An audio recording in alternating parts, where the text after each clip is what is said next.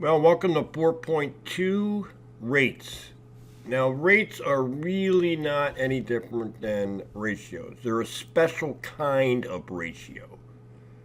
Rates are simply a ratio that compares two completely different units. One in the numerator and one in the denominator are very different. They're not the same units. And in the most common way that we see ratios. And here's just some examples of that, right? So we have birth rates per 1,000 people. So that would be 12.5 in 2008. So that is like 12.5 births for every 1,000 people. Now the people would include men, women, and children. So you expect it to be lower than the birth rate per 1,000 women of childbearing age, which is a lot, 59, right? So it's 59 in the numerator and one per every 1,000 women of childbearing years in the denominator. So these are just some examples of rates. So the definition is a rate is a ratio between two quantities with different units, with the second quantity scaled to a meaningful standard, which means you can scale these to a meaningful standard. Like, for instance, when you go to the gas station, the big sign may say $2.10. But this is a rate because it's $2.10 per 1 gallon. Now, I could scale this to a different number in the denominator. Say I scaled it to 3 gallons. Well, the rate would then be multiply the bottom by 3, multiply the top by 3. I get $6.30 for 3 gallons. Now, it's the same rate, but it's scaled to a different number. This one is obviously easy to understand, and that's why we use it. So there's some example compound units: meters per second, miles per gallon, births per 100,000 people. They're all rates. Now, a unit rate is a special kind of rate, which we'll use in this chapter, and that means that the second quantity, or the denominator, is scaled to 1. Like in this example here, $2.10 per 1 gallon. Here's some other example: 65 miles per 1 hour, right? So that's just an introduction to 4.2. So here's example 4.6a in your book. First one you're responsible for. 4.6, I suggest reading it. It did this number here. So what this is births and women of childbearing age, right? So there were, in, I believe it was 2016, anyway, there was 3,788,235 births for the 64,237,000 women that were aged 15 to 44. We found here that we could scale this to this standard: 59 births for every 1,000 women of childbearing years. In this example, I'm going to scale the bottom number to 1. So you always start with your original data, because this data here has been rounded, right? So our original data, I'm going to start with, I'm going to write it down.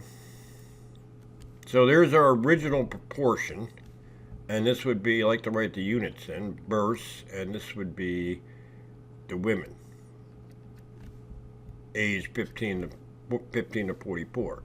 Now, to scale this to 1, I'm going to set up a proportion. I don't know what that number is, which I'm trying to find. So how many births were there for every 1 woman? Now, there's 2 ways to do this. You could just simply divide this, and that would going to be, you're going to get a number, and then you could just put it over 1.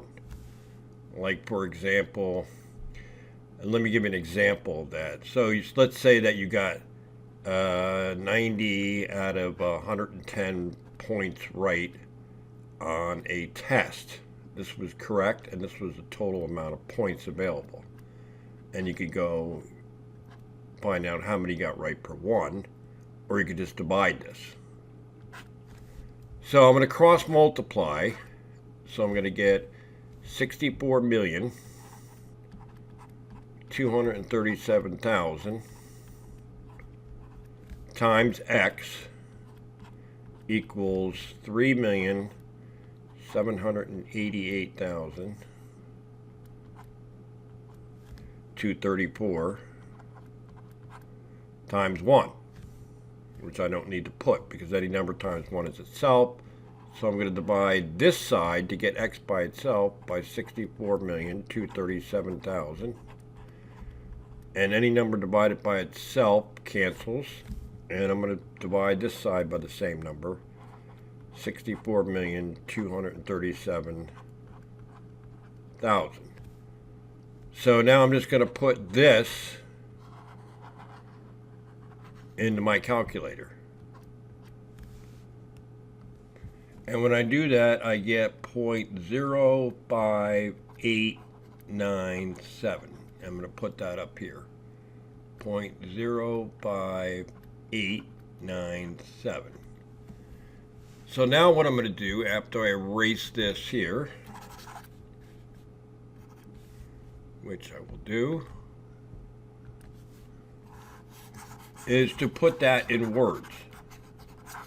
Now, how would you describe the relationship that I just created here? So I'm going to put this ratio, this rate right here into words.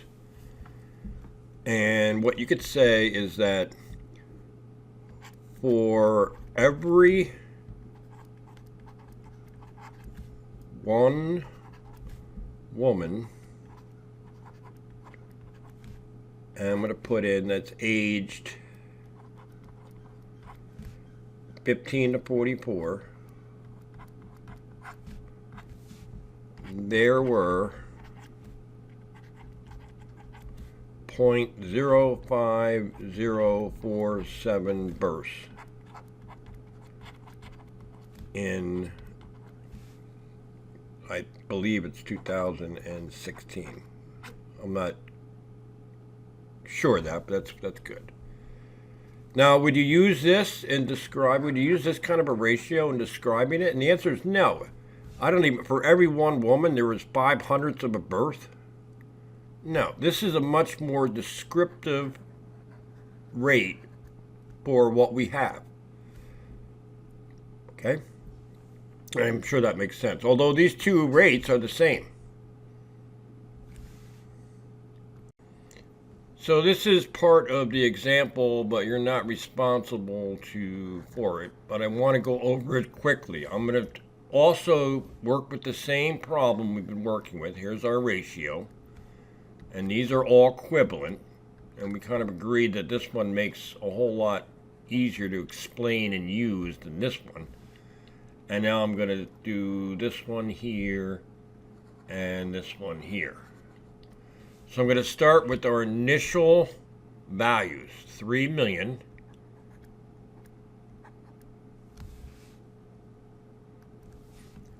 So there's our initial births for women aged 15 to 44. And I'm going to scale the bottom number to 100. So I'm going to put X over 100. And now I'm going to cross multiply and divide. And I'm not going to repeat that here because you should be able to do that at this point. And I'm going to get 5.897. So that would go here. So there are 5.897 births for every 100 women aged 15 to 44. And finally, for 100,000, I'm going to set up the same proportion and work it out. I'll do that quickly. And there's our proportion. And a proportion just means you want to make two ratios that are equal. And for this one, you're going to cross multiply and then divide by 64,237,000. And you get X by itself And in this case, x is equal to 5987.3, which we'll have here on the next slide. Now notice that you can have decimals in a ratio. You can have decimals in a ratio, but you're not going to have a half of a birth or a half of a woman. So the raw data in this case is not going to have decimals, obviously, but it's allowed to have decimals in ratios. So, okay, so here we have all of our data now that we just did. These are the different descriptions of data. This example highlights an important point about ratios. There's an infinite number of ways to express a given ratio. So I could here's the original data. I could scale it to over 100 or 1 or 1,000. I could scale it to over 500. I could scale it to over whatever I want. There's an infinite amount of ways. And that can cause kind of confusion, right? We can say that there's 0.05897 births per woman, or we can say that there's 5.897 births per 100 women, or we can say this, or we can say this, or we can say this. They're all the same in terms of being equivalent ratios. So a lot of government statistics report it per 1,000 or 100,000 births, this kind of data. That's normally how they would present the data. So really, you're just scaling it to, the bottom number is scaled to something that is easy to communicate. That's the whole idea of it. Now, which one of these equivalencies up here, which one of these, there's 5 of them, is written as a percentage? And if you guessed this one, you would be correct. Because a percentage is simply a ratio with the bottom number scaled to 100.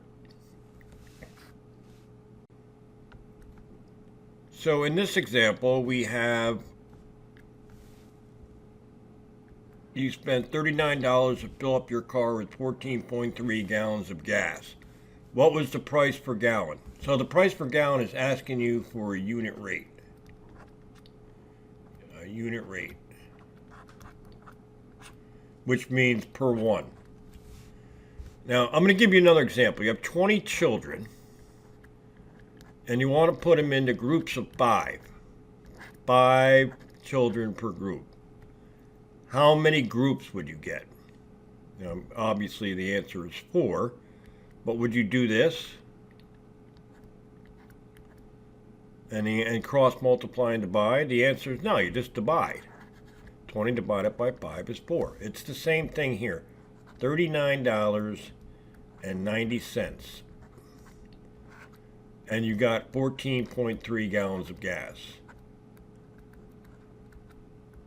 You want to find out the cost per 1 gallon. Well, you don't have to do a proportion when you're going to 1. You can just simply divide these two. And if you do divide them,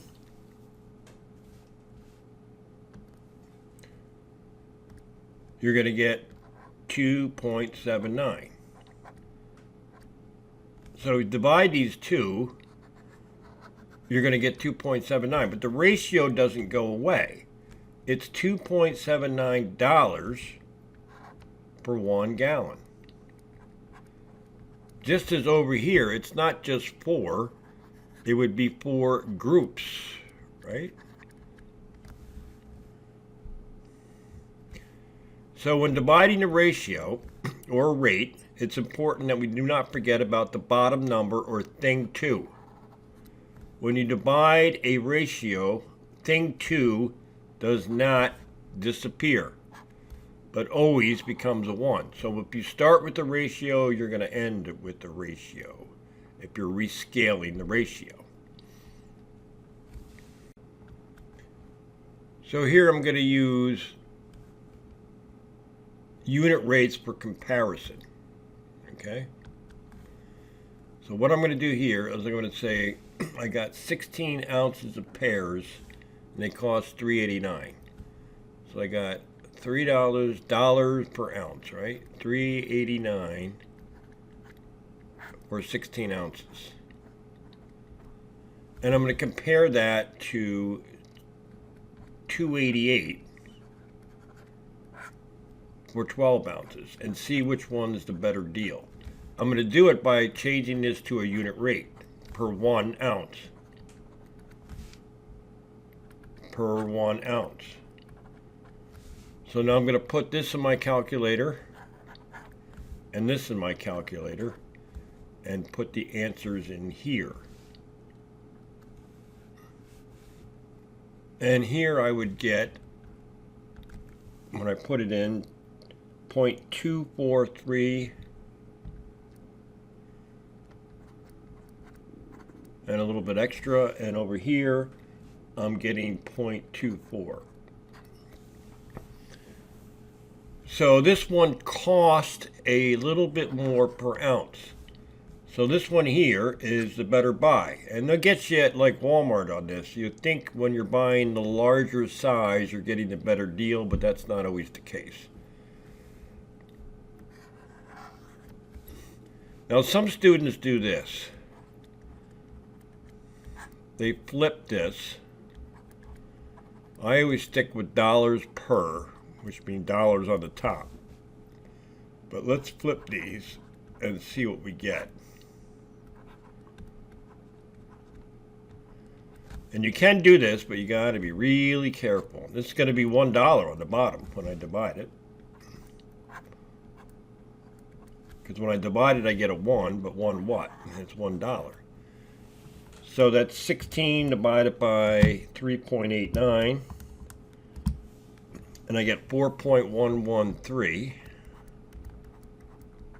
ounces for every $1. And over here, I'm going to divide 12 divided by 2.89. And I get 4.15. And that's ounces. So if you keep the units and write them down, I think it's clear that you're getting more ounces per dollar here than you are here. So this is again the better buy, but if you don't watch the units, it won't work very well. So here we're going to deal with the actual number, and then we're going to put it in scientific or understand scientific notation and understand how our calculator or Excel expresses this number. Okay, so the real world numbers are often very large or very small, which is true, right?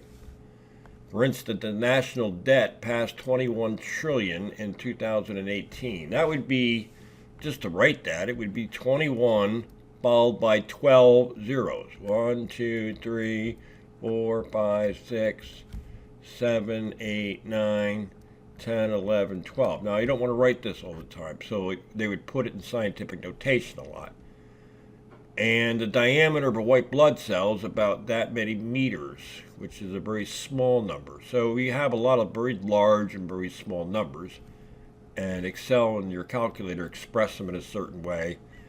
And so this is the scientific notation way of doing it. So just to explain scientific notation here, that's the scientific notation for a number. I'm going to write the actual number here. This means take this number and multiply it by 3 tens. Well, hopefully you would know that if I multiply it by 1 10, I shift the decimal one place, 2 tens another place, and 3 tens one more place.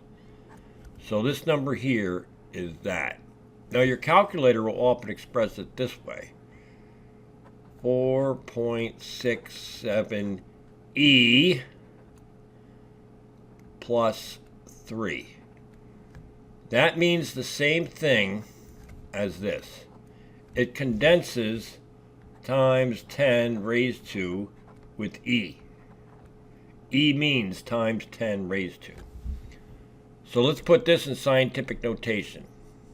Or let's do this one first. So this means take this number and divide it, right? Negative exponent means divide it by 3 tens. So dividing by 3 tens, I'm going to move it this way. 1, 2, 3. So I'm going to get 0.005237. And in your calculator Excel, it'll say 5.273 e negative 3, which means times 10 to the negative third. So I'm going to try this one here. To put it in scientific notation, you get a number in the ones place, and then you get a decimal, and then you get the rest of the numbers. Now, in order to take this number here and make it this number here, what did I have to do? Well, to go from this number to this number, I had to divide by 1, 2, 3, 4, 5, 6 tens. So this number here, I'd have to multiply it by 6 tens in order to get this number. And in our calculators Excel, that would be expressed like this: e plus 6. So now I'm down to this number. I got to put it in scientific notation. In order to do that, I have to multiply it by 1, 2, 3, 4 tens. So I get 3.57. But that's 4 tens bigger than this. So I have to actually take this number and divide it by 4 tens in order to get this number. On my calculator, that would be 3.57 e negative 4. So the last one is 8.557 e negative 4. That, of course, in scientific notation is 8.557 times 10 to the negative fourth. And as an actual number, I have to divide this number by 4 tens. So I get 0.000857. So I hope that makes sense. So important things to remember: scientific notation always has a number in the ones place, a decimal, then the rest of the number, and then times 10 to a positive number means you'd have to multiply this number by 6 tens, and a negative number like here means you'd have to divide this number by 3 tens. So we're looking at 4.9 here, A.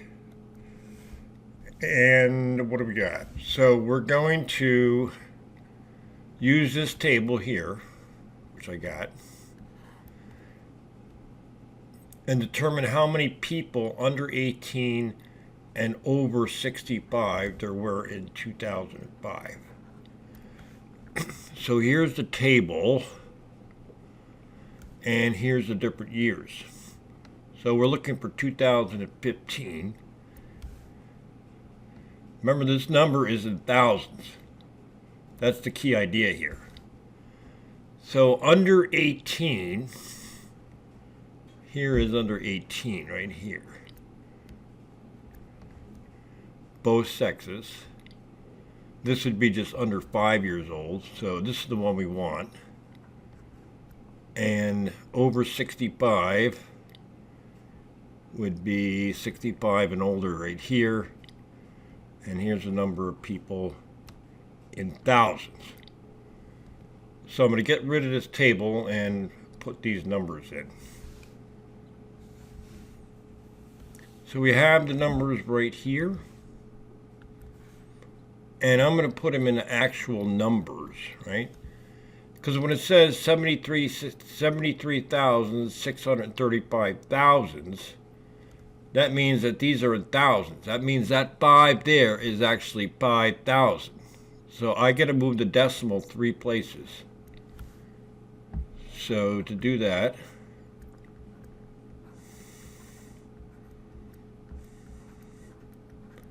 that's how many children there were under 18, and I have to do the same thing here.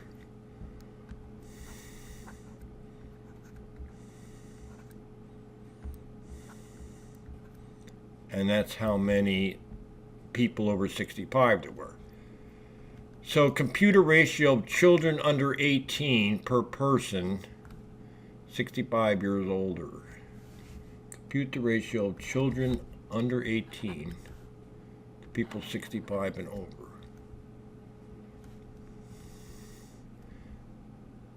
So the ratio is under 18, 73,635, and 47,830, with 3 zeros here and 3 zeros here. And it kind of seems to me they want a ratio of x over 1. So they want to scale the bottom number to 1. So I'm going to divide these two, not cross multiply, I'll just divide them. I could cross multiply. But when I divide them, I get about 1.5.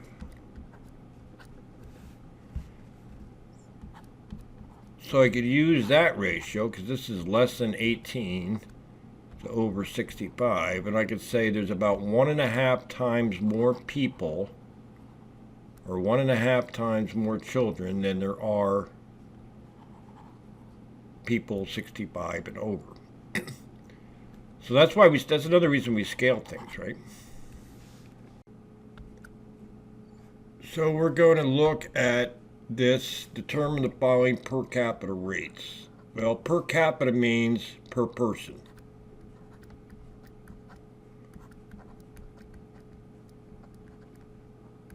Per person. And per person means one person. So we're given a ratio, well, we got $21.9 trillion in total debt, and there are 329 million people living in the United States. What is the per capita share of the debt? So we're going to take 21.9 trillion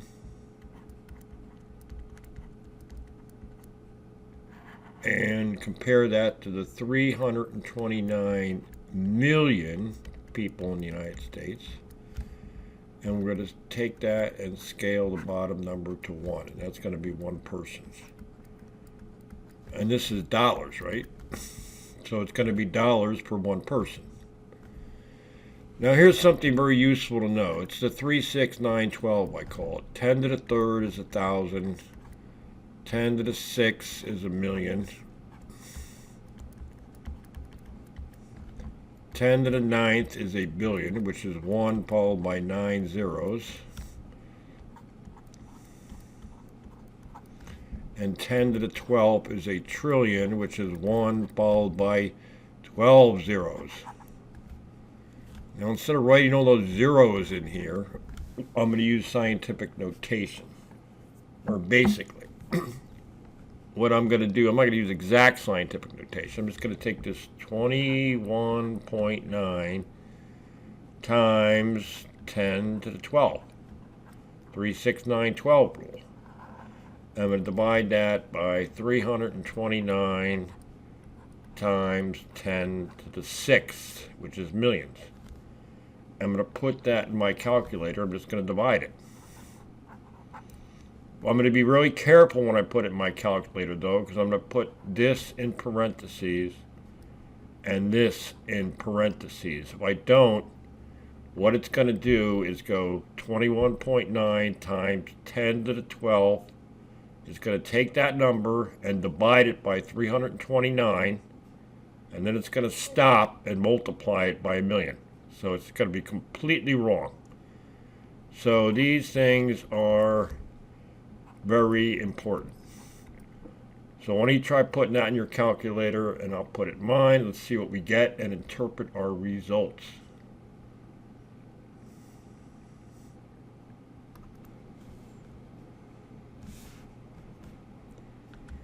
And I am getting 66,565.35. That's rounded to the nearest penny. Per one person. That means if you took the national debt and divided among the entire population, each person would owe $66,565.35 in 2018. And after the coronavirus pandemic, this is far, far worse. Far much more. So this is example 4.10a. This is the part you're responsible for. But when we looked at this, we were looking at just these numbers. These were the actual number of violent crimes at these different colleges. And if you would just look at this number, it's a misleading because it looks like Penn State University has the highest amount of violent crimes. And Tennessee State would have the lowest number of violent crimes. But it's misleading because we don't know how many students there are at these different universities. Now we're putting in the total students. So we're going to form a ratio with the bottom number scaled to 10,000 for each of these colleges. And then we're going to be able to better compare them. So to do this, I'm going to just do a couple, but I got 27 violent crimes here. Violent crimes for every 50,081 students. There's my ratio. And I'm going to set up a proportion. I'm going to find another ratio that's equivalent to this with the bottom number scaled to 10,000. So I want some number per 10,000. So I want to figure out how many violent crimes there were for every 10,000 students. So I'm going to do that by cross multiplying, and I get 50081 times x, right, equals 27 times 10,000. And I'm going to divide this side by 50081, so I get 1x. I'm going to divide this side by 50081. I'm going to put that in my calculator, and I'm going to get 5.39. So let me clean this up and do one more of this type.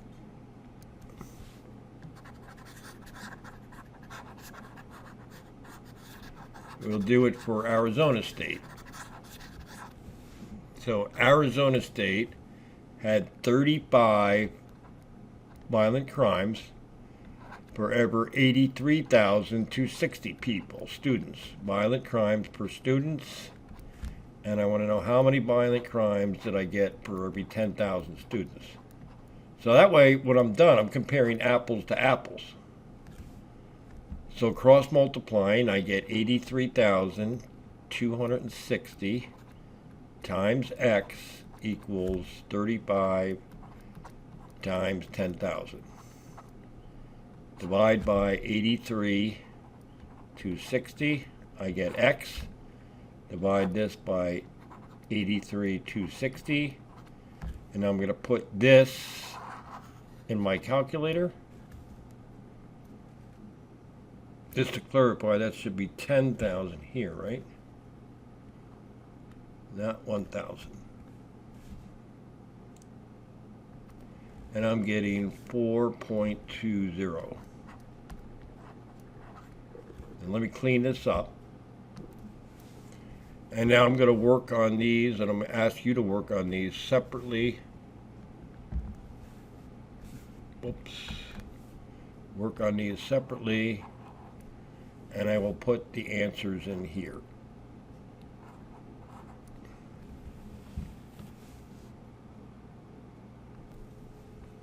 So when I do that, this is what I get. And so no longer is Penn State have the most violent crimes per 10,000 students, but it's more in the middle. And while the University of Texas in Houston looked like it was pretty low violent crimes compared to the rest of the colleges, in the end it turns out to have the very small total student numbers compared to the other ones, and so it has the most violent crimes per 10,000. And the point of this is that it is really the only way to compare is this way. And I'll give you another example of this. This is actually a more sophisticated example. You've been hearing in the news that the United States has the most amount of deaths of any country in the world right here due to coronavirus. And it also has the most cases. Well, you would expect the United States to have more cases than like France, because the population of the United States is several times that of France. And the United States population is over twice as much as Brazil. So the United States is the third most populated country in the world. But you can say, well, India has the second largest population in the world, and soon to have the first largest population in the world. But they have less cases than the United States. And over here, I think you can see they have less deaths than the United States. So are they doing better than us in controlling the spread of the virus? Well, here's where data is really, you have to analyze it. First of all, people dying in India, I doubt that many of them are even counted. They don't die in the hospitals. They die at home. They can't get into the hospitals. So we really have no idea how many deaths there are in India. We also have no idea how many cases there were in India, because the amount of testing they're doing is far less per capita, per person, per 10,000 than the United States. So while it is somewhat illuminating to look at these numbers, they're not very insightful in terms of what is actually going on, because there's too many confounding variables, like how many tests are being given, are all the deaths being recorded? We don't know. It's just, well, it's just a snapshot, but it's not very accurate.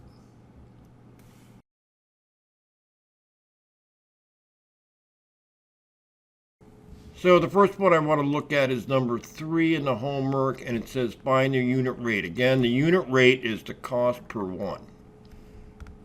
So all we're doing here, I want to look at, this should be B. I'm going to look at this one. So it says find the cost per 1 pound of potatoes. So if we want to do that, $14.85 divided by 5. Dollars divided by pounds.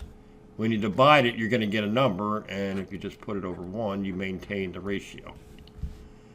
And this one, how many pounds can you get per dollar? Well, here you want to change the $14.95 to 1, and the $14.85. So you're going to divide that, 5 pounds per $1. Put this in your calculator. When you get the number, it's going to be over $1. So that's how you would do that.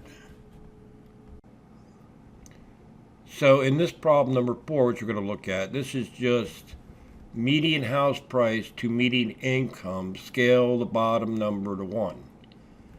So that just simply means you're going to go 22,700 divided by 6155.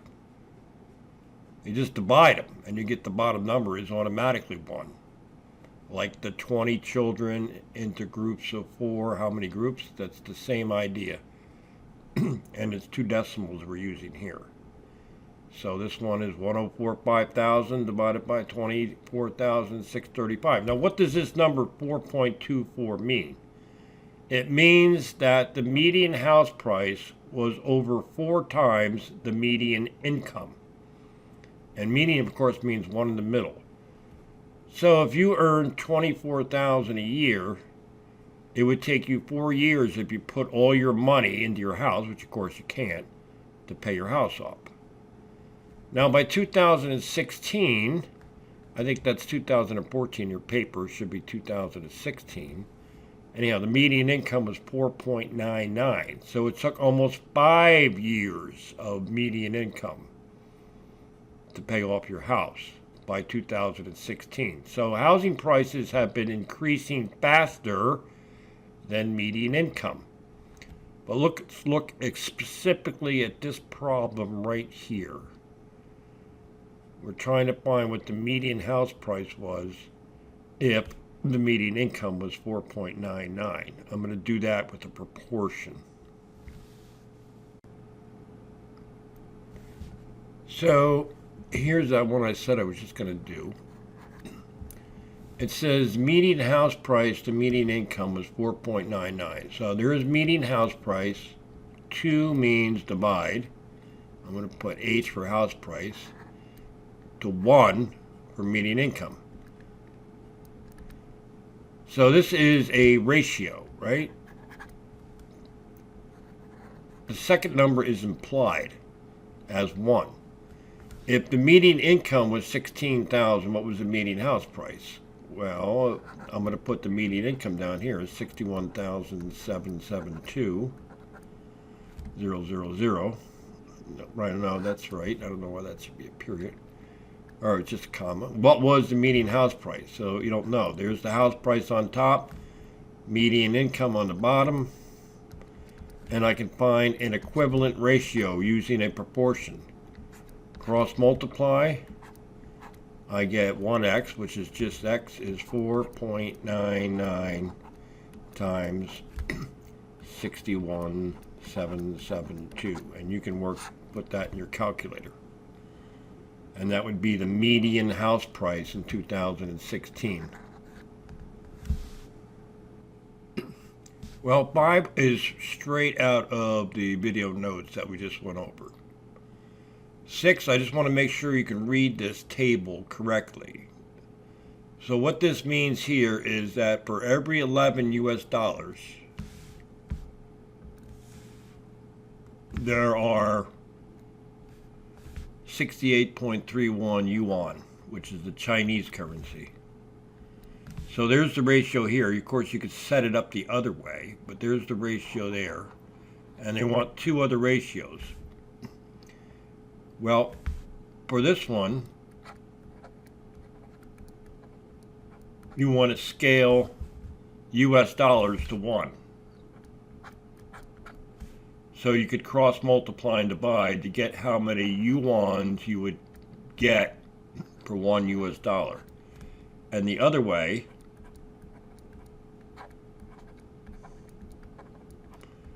you want to scale, to get this, you want to scale yuan to 1.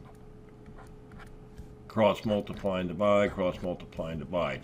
And these 3 ratios that you get after you get the value of x are all equivalent. And for the last one, it says charge for electricity is 14 cents per kilowatt hour. There's the ratio, 0.014 per 1 kilowatt hour. So if your electric bill, which is dollars, which is going to go on the top, is $82, how many kilowatt hours did you use? So you set up a proportion. These 2 ratios are the same. Cross multiply and divide.